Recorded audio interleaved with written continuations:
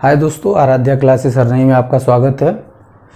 आज जो हम पॉलिटेक्निक के एंट्रेंस एग्ज़ाम से संबंधित कुछ बातों को देखेंगे। तमाम ऐसे बच्चे जो पॉलिटेक्निक का फॉर्म भरे हुए हैं उनके लिए यह जानकारी बहुत ही विशेष है और बहुत ही महत्वपूर्ण भी है। पॉलिटेक्निक का एंट्रेंस एग्ज़ाम जो है प्रत्येक वर्ष कराया जाता है और इसमें जो बच्चे एग्ज़ाम देते हैं वह क्लास 10th के आधार पर भी देते हैं और क्लास 12th के आधार पर देते हैं।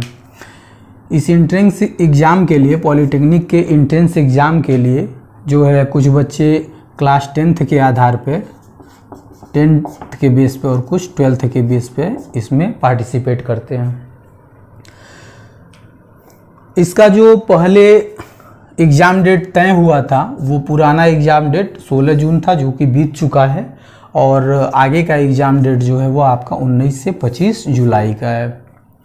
देखिए, इसके एंट्रेंस एग्ज़ाम के लिए प्रत्येक बच्चे की ख्वाहिश होती है कि उसे जो है सरकारी कॉलेज मिले और सरकारी कॉलेज में ही उसका दाखिला हो, लेकिन इसके लिए कुछ बातों का ध्यान देना पड़ता है और आप अगर अच्छे से तैयारी करते हैं, मेहनत करते हैं तो 100% चांस होता है आपको इसमें सेलेक्ट होने का और आपको सरकारी कॉलेज मिलने का। इसमें पॉलिटेक्निक के एंट्रेंस एग्ज़ाम में जो टोटल नंबर ऑफ क्वेश्चन होता है वह 100 होता है। पॉलिटेक्निक के एंट्रेंस एग्ज़ाम में जो टोटल नंबर ऑफ क्वेश्चन होता है वह 100 होता है, जिसमें 50 मैथ्स का होता है और 25 आपका फिजिक्स का होता है और 25 आपका केमिस्ट्री का होता है। 50 आपका मैथ्स का, इम्पॉर्टेंट मैथ का रहेगा, फिजिक्स का जो है 25 रहेगा और केमिस्ट्री का आपका 25 रहेगा। ये टोटल लगभग 100 प्रश्न बन जाते हैं।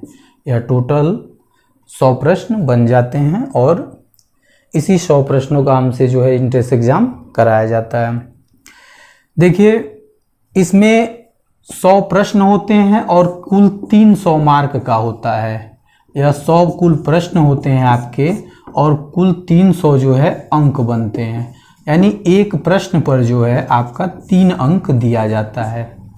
एक प्रश्न में इसमें जो है 3 अंक दिया जाता है और इस प्रकार से 100 प्रश्नों के लिए कुल 300 अंकों का निर्धारण कर लिया जाता है। तो यदि आप चाहते हैं कि आपका एडमिशन जो हो वह सरकारी कॉलेज में हो तो इसके लिए आपको करना क्या है कि आपको एक अच्छी तैयारी की आवश्यकता होती है और अच्छी तैयारी करने के बाद ही आप जो है सरकारी कॉलेज प्राप्त कर सकते हैं। तो यहाँ एक प्रश्न 3 अंक का है और जो है टोटल कुल जो है 300 अंकों का है। इसमें निगेटिव मार्किंग का भी जो है प्रावधान होता है। पॉलिटेक्निक के एग्ज़ाम में निगेटिव मार्किंग का भी जो है आपका प्रावधान है।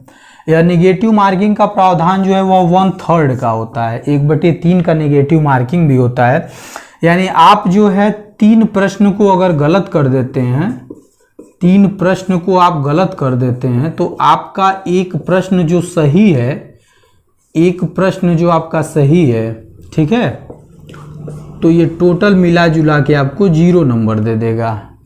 यह टोटल मिला जुला के आपको 0 नंबर दे देगा। 3 प्रश्न अगर आप गलत करते हैं, एक प्रश्न सही करते हैं तो यह जो टोटल मार्किंग आपकी आ जाएगी 0 आ जाएगी।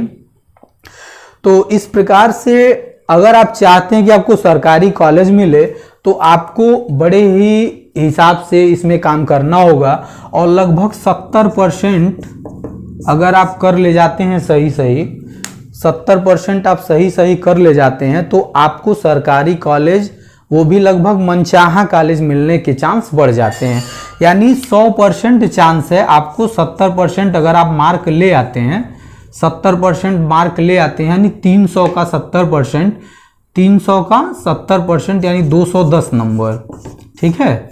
अगर आप 210 नंबर के लगभग ले आते हैं तो आपका जो है चांस बनता है सरकारी जो है कॉलेज पाने का और आप जो है सरकारी कॉलेज प्राप्त कर सकते हैं।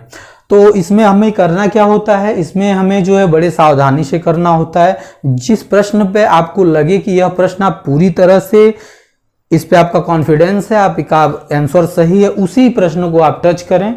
बाकी जो है जिस पे आपका कॉन्फिडेंस नहीं है या आपको लगता है कि यह गलत है या मुझसे गलत हो रहा है तो उनसे आप छोड़ने का प्रयास करें।